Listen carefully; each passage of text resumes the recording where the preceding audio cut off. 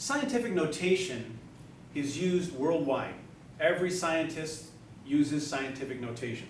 So it's a standard way of writing measurements or numbers, but usually, again, we want to use measurements. It's to deal with very, very large numbers or very, very small numbers. I mean, we use our phones. We're talking nanotechnology. 10 to the minus 9 units of information passing every second, versus measuring the distance to the stars is a terameter, which are 10 to the, it's a trillion, basically, and many more. So we need a system that makes it easy. And scientific notation is easy. It has two parts. It has a number. So for instance, let me just write a number, 2.7 times 10 to the third.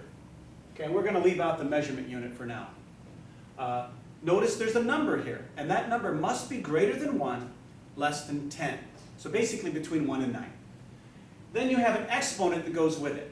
Okay, and exponents are powers of 10. That's what we use because it's the easiest.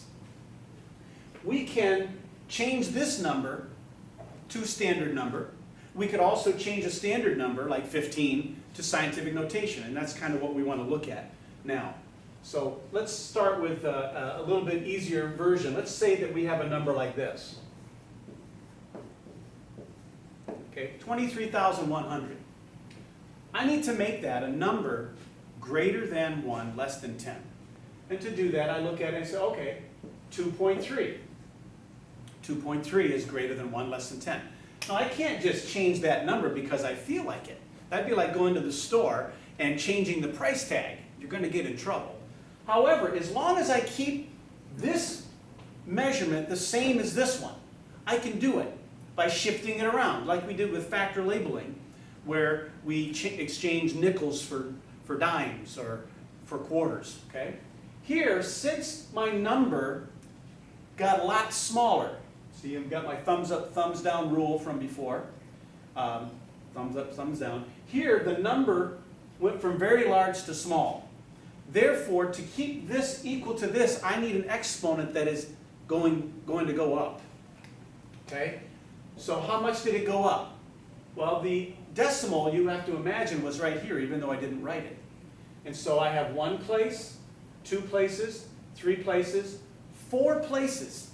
So my number decreased by 4, therefore my exponent must go up by 4. That means 10 to the 4th. These two numbers have the same measurement value. Let's go the other way. Let's say we have 0.0027, okay? We want to make that in scientific notation. Again, I need a number from 1 to 10. 2.7, see? 2 is greater than 1, less than 10. But I can't just change the number because I feel like it. Since my number increased by how many places? 1, 2, 3. And each of those places represents a multiple of 10. That's why the exponents work. Okay? My number increased by 3 multiples of 10. Therefore, my exponent must go down by 3 multiples of 10. Meaning, I subtract. And these two numbers have the same value. It's very, very practical. A couple of basic things that you need to know. Any number like this, let's say I just write the number 1. You don't have to write the decimal, but you do assume it's right there.